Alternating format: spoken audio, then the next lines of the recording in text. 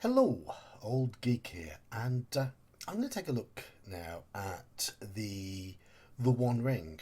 This is the second edition of the One Ring. This is the Free League version, and this is the basic rulebook from the starter set. I've got the full hardback version, but the starter set is also intrigues me, so I've got that as well. Why not? Why not? It comes with an adventure and a map and some basic rules. Now, I'm useless at learning rules, and that's why I like starter sets, because they introduce rules in a very, very simple way. So, shall we have a look at how this is put together, and have a little skim through the basics of the rules? There's the cover, the One Ring, the rules, a little bit of artwork inside, and some credits. And here we have the prologue, a picture of Bag End. I do find that the artwork's very, very nice in anything One Ring related, and in Adventures in Middle Earth, the 5e variant of it. The artwork was stunning, superb, real. You could really tell that the people who put it together loved the source material. So we have a prologue. His sword, Sting, Bilbo hung over his fireplace, and his coat of marvellous mail, the gift of the dwarves from the dragon hoard, he lent to a museum, to the mickle-delving Matham House, in fact. But he kept in a drawer at Bag End the old cloak and hood that he had worn on his travels, and the ring, secured by a fine chain, remained in his pocket.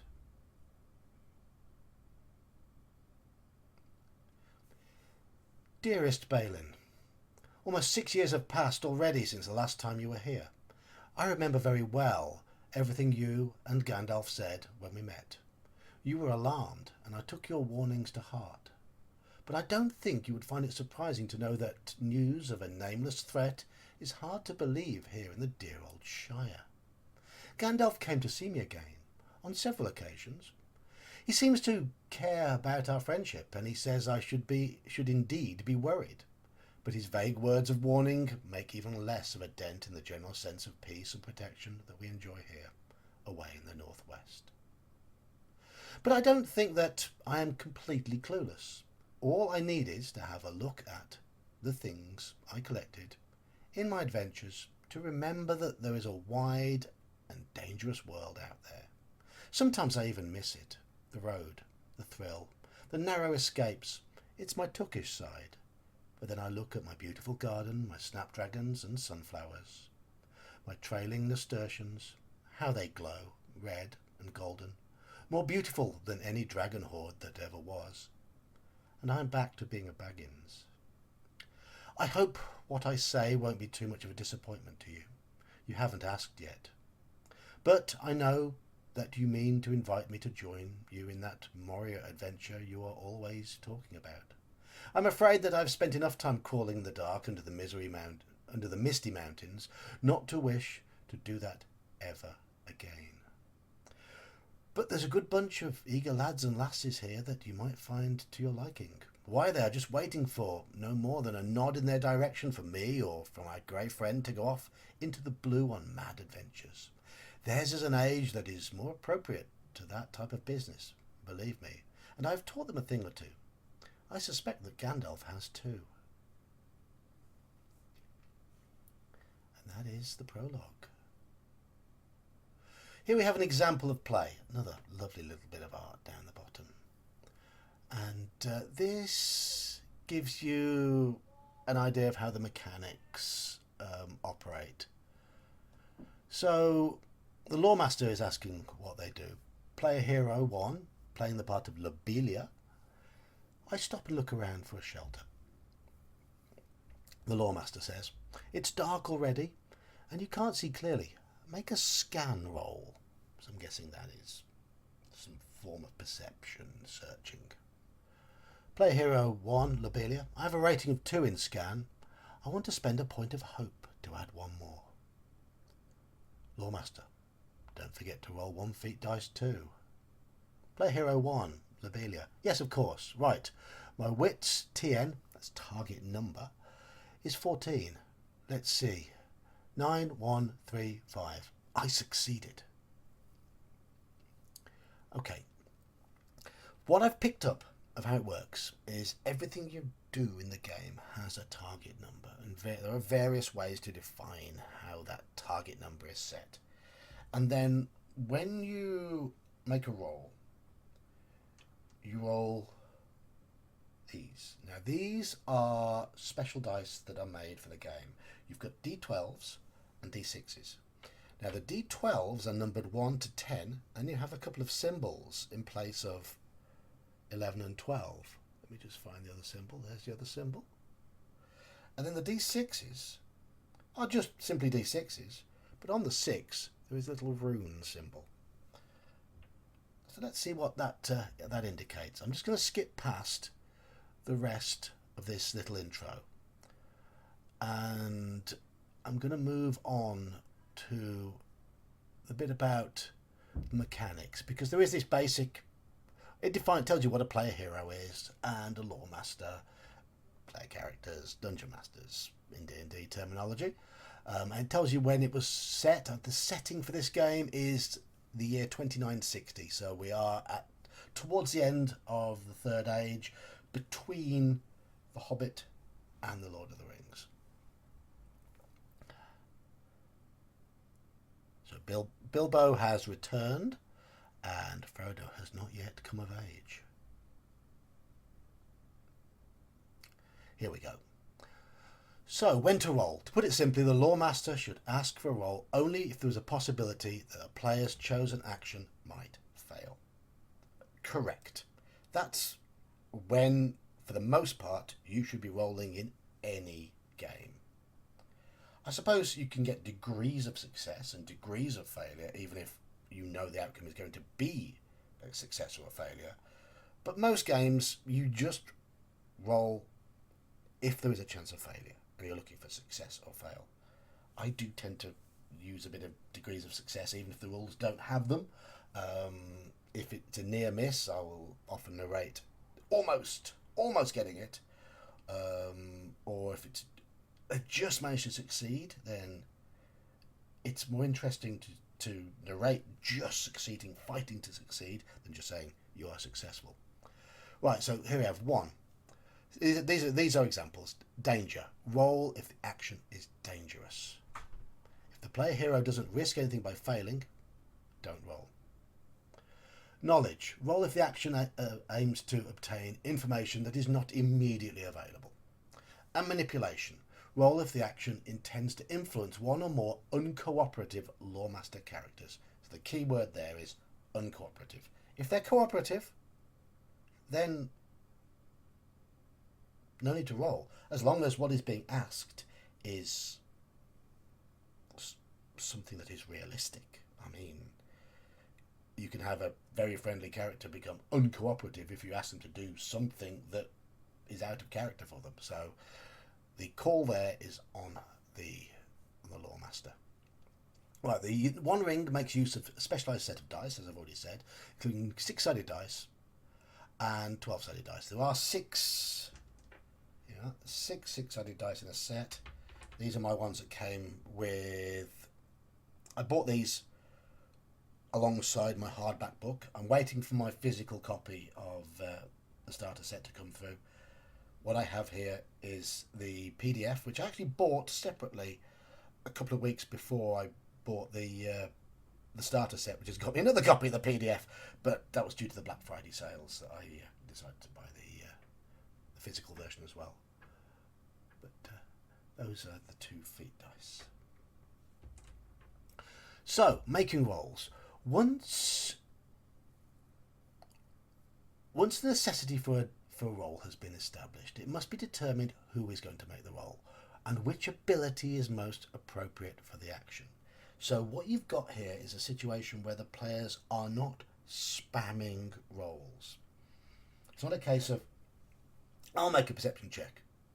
Fail. Oh, so I'll make one as well. You can't do that.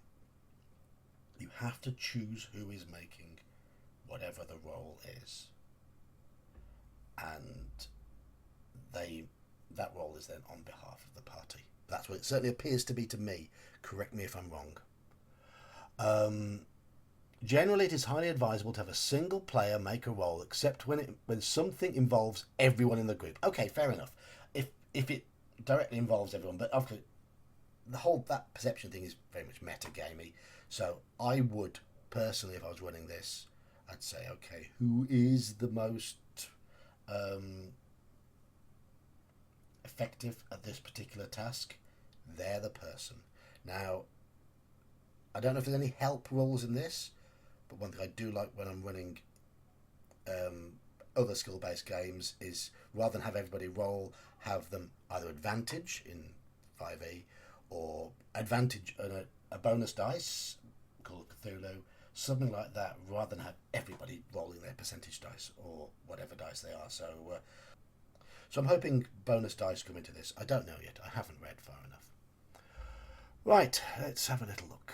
The ability to use depends mostly on the type of roll. Skill rolls, by far the most common type of actions. Skill rolls are required when a player hero attempts to do something that can be accomplished using one of the 18 skills listed on a character sheet. And I will say that these are very nicely thematic. You've got riddle, which of course is part of Tolkien's world. Lore. It's not a traditional list of skills.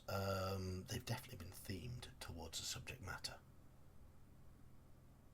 And there's combat rolls. There we go. When involved in a fight, player heroes rely mostly on their combat proficiencies to make rolls and on protection rolls to avoid being injured. So, finally, the Loremaster may ask the players to make valour and wisdom rolls, prompted by sources such as fear or sorcery, indicated in the text for the adventures. Or not necessarily in text. I mean, if you're playing an improvised game, then as and when required. So, to make the roll, once determined the correct ability, right, there's a typo, isn't there? Once you have determined the correct ability, once the correct ability has been determined, proceed to make the roll employing its numerical rating. All abilities that can be used to make a roll are given a value ranging from 1 to 6. So you might have 2 in lore. Roll your feat d12 plus a number of success dice equal to the rating of the appropriate ability. So if you've got 2 in lore, you roll that one and those 2 and add them together. Now, your target number. In general terms, if the roll total is equal to or higher than the target number, the roll is a success. Otherwise, it has failed. So how do we work out target number? There's a bit here saying on repeating a roll. If there's a change of circumstances or the players approach something in a different manner, it says you can repeat the roll. And that is fair, but something has to change. Actually, before I come to target numbers, how to read the dice. So each feat dice shows numbers ranging from 1 to 10. And as I said, you've got the Gandalf rune and the Eye of Sauron. Those are 11 and 12. The Gandalf rune is the greatest result you can get on the D12. When that comes up, the action succeeds regardless of whether the total result was enough to match or beat the target number or not. And the Eye of Sauron is considered to be the worst possible result. When that comes up, that counts as a 0. So unless you're very good with lots of these, you are unlikely to succeed. Now, when I've been talking about the games I like on my channel, I've made it pretty obvious that I don't tend to like games in which the players are doing amazing heroic things all the time. I don't dislike them doing heroic things at times when it really feels like it matters. It's that whole thing of Superman. He's a constant hero. I find him, honestly, quite boring. Whereas you've got other characters. Let's take a look at the Lord of the Rings characters. And people on my channel have said that the true hero of the Lord of the Rings was Boromir. What did Boromir do that was heroic? He sacrificed his life for the company. He didn't do hardly anything else heroic, but when it mattered, he sacrificed his life for the company, and thus he was a hero. Frodo, he's just a normal little hobbit, but he shows that heart and that will to go on, and in that sense, he is a hero. But he doesn't do a lot of really sort of heroic superhero things other than show real grit, determination and resourcefulness. So, the idea being, you automatically succeed if you roll that Gandalf rune. That doesn't mean whatever you want to do, you can succeed on it by rolling a Gandalf rune, because the Loremaster decides when you roll. Thus, the Loremaster is in a position to say, no, you can't do that. If the Loremaster says you can try it, then you'll get a success by rolling that 1 in 12. And even on some really hard stuff, keep it in perspective though, keep the verisimilitude of the game world there, keep it in perspective. Even on some very hard stuff, you can have a success. 1 in 12 attempts. And I'm fine with that, having that 1 in 12 chance of pulling something really heroic and unexpected out of the bag. That's great. It's really great. Just not all the time. Unless you roll a lot of Gandalf runes. Right, so there you go. Let's go to... Oh, yes, the other dice, the success dice. Now, any of the 6s on the success dice can influence the degree of success.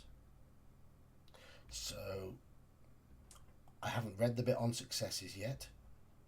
I only really flicked through these first 3 pages before I did this. But there are clearly rules then. If you roll a lot of 6s on your success dice, then you can alter the degree in which you succeed. Again though, these ultra successes are going to be sparing. So make them something special. Okay, here we go. This is how we work out target numbers. All abilities used in the game are associated with a target number, a numerical value that the roll must match or beat. Most rolls made against the player heroes are made against 3 attribute target numbers, based on their ratings in strength, heart and wits. All player characters in this game, in D&D you've got strength, intelligence, wisdom, dexterity, constitution, charisma. Or in the modern order, strength, dexterity, constitution, intelligence, wisdom, charisma. Whichever way you like to have it. I'm old school in that sense. Here you've got strength, heart and wits. So they should be fairly obvious. And they're boiled down to just the 3. Now, each attribute in this starter set is equal to 18 minus its corresponding attribute score. So if you've got a strength of 4, then 18 minus 4, your target number to succeed in a strength-related skill is 14. So, well, those, add them together. If you've got 2 slots in the skill, if you hit 14, there you go. I know in the core rules, yeah, just underneath it says here, the Wandering core rules use 20 instead. So 20 minus the stat makes 16, so it makes it harder. I'm guessing this is because this is the starter set, so they want to bring people in more gently. I know the adventure included in the starter set is based in the Shire. You're all hobbits. It's quite a gentle one, so that's absolutely fine. It's like a beginner mode, but there's no problem with having that at all. And we have a little example underneath. Scouting ahead, Paladin Took has a chance to notice a group of brigands setting up an ambush. He has an awareness skill of 2, so he rolls a feat dice. I'm sorry, I'm English. Plus 2 success dice, adding up the results of all the dice rolls. As awareness is a strength skill, okay. The roll result is compared against Paladin's strength target number, which is 15. He rolled an 18 minus 3 to give 15. With the success dice showing 4, 5, the feat dice an 8. Paladin's player does not need to do much maths to know that the Hobbit succeeded. Yeah, 17. His target was 15. So he has succeeded, but he's rolled 4 and 5 on those, which means he's got a basic degree of success. And there we go. I think that's enough for just an intro video regarding the mechanics. I'm going to keep flicking through this. This is plenty long enough just for the first few pages of this book. But to me, this looks like a very, very smooth, fluid system with just the right balance between failure, which you're likely to get if you roll your Eye of Sauron on that, and success and degrees of success. And it seems easy. It seems easy. And isn't that, after all, how we like our games to be nowadays? Nice and easy and straightforward. I'll come more to character creation in later videos, how we get the stats and how we put our various abilities in various skills so we can affect the number of success dice that we get and so on. I've played one session of this, and I played it was the original One Ring, the Brown Book. I was a player in the game, I wasn't the Lore Master, and we're talking 5 years ago. So I remember the session being really, really smooth. No fuss. I'd love to have played it again, but sadly the stars did not align and it didn't happen. But hey ho. Anyway, I'd like to run a game of this soon, but once I've finished going through the rules, because there is a little bonus here for me. As I said, I am terrible at learning rules, but by making these videos and reading through them step by step like this, I'm teaching myself as well. So, thanks for joining me on my learning journey, as they say nowadays. I've been the Old Geek. I'll see you in the next one.